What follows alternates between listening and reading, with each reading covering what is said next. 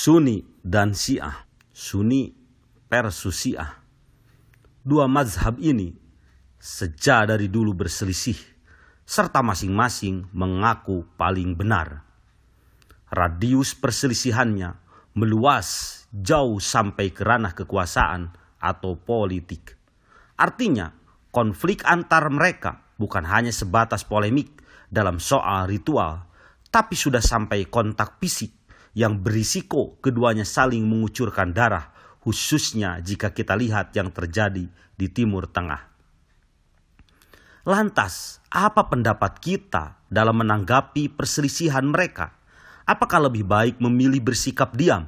Biarkan saja, karena perselisihan mereka tidak mengganggu kenyamanan hidup?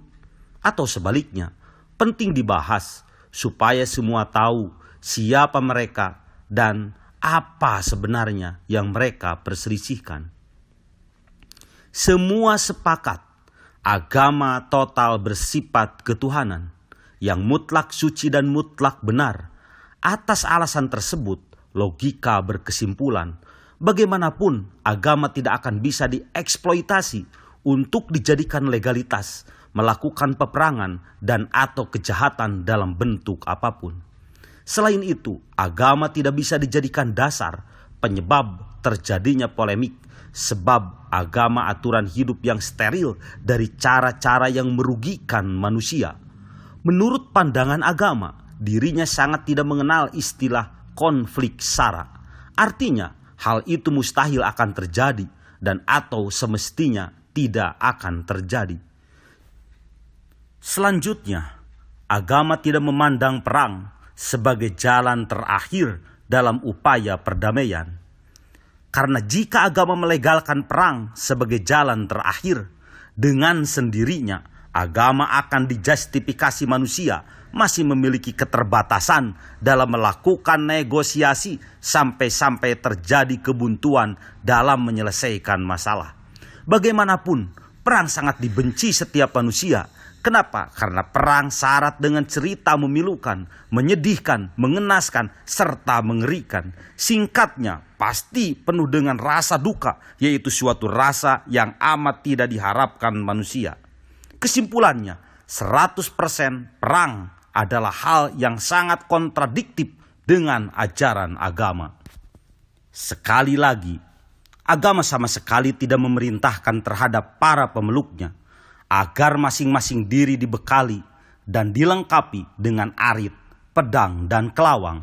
Ingat, perang tidak terjadi secara mendadak seketika. Meletusnya peperangan tentu melalui proses negosiasi yang panjang, namun berakhir mengalami kebuntuan. Perlu diketahui, kebuntuan terjadi akibat kelemahan akal dalam menyelesaikan masalah. Artinya, kebuntuan tersebut bukan terjadi karena kelemahan agama, melainkan mutlak terjadi akibat kelemahan nalar para pemeluknya. Maka jika saja dalam proses negosiasi agama total terlibat, mustahil akan terjadi kebuntuan dan secara otomatis perang pun tidak akan meletus. Kenapa saya yakin akan hal itu? Karena agama cahaya yang bisa menerangi berbagai kegelapan.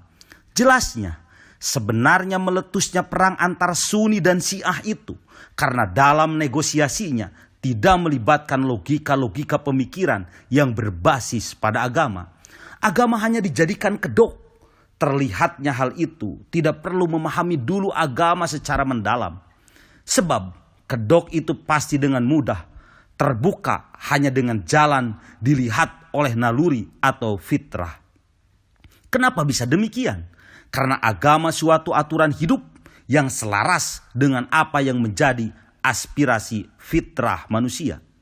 Menyinggung soal fitrah diri manusia, dengan kekuatan inilah mudah bagi manusia melihat dan merasakan kejanggalan-kejanggalan perilaku para pemeluk agama yang penuh kebusukan dan kebusukan. Berhati-hatilah dalam menghadapi fitrah manusia. Dia sengaja dicipta oleh sang penguasa hidup, dan sang pencipta hidup dikondisikan supaya berfungsi sebagai alat pendeteksi perilaku baik dan buruk. kembali pada persoalan perselisihan Sunni dan Syiah.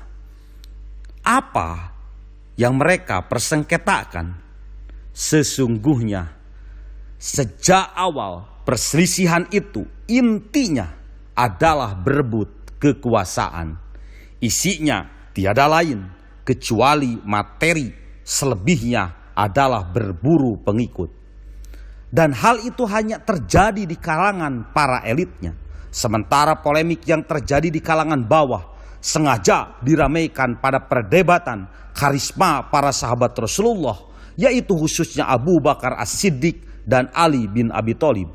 Selebihnya masalah yang dibesar-besarkan terkait soal perbedaan ritual.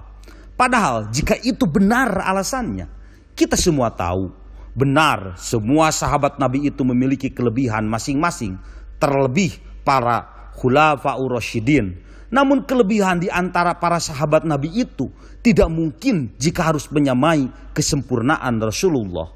Kenapa kita tidak merujuk pada Rasulullah langsung sebagai sosok yang jelas dijadikan panutan dan referensi tunggal oleh Abu Bakar As-Siddiq, Umar bin Khattab, Utsman bin Affan, dan atau Ali bin Abi Thalib?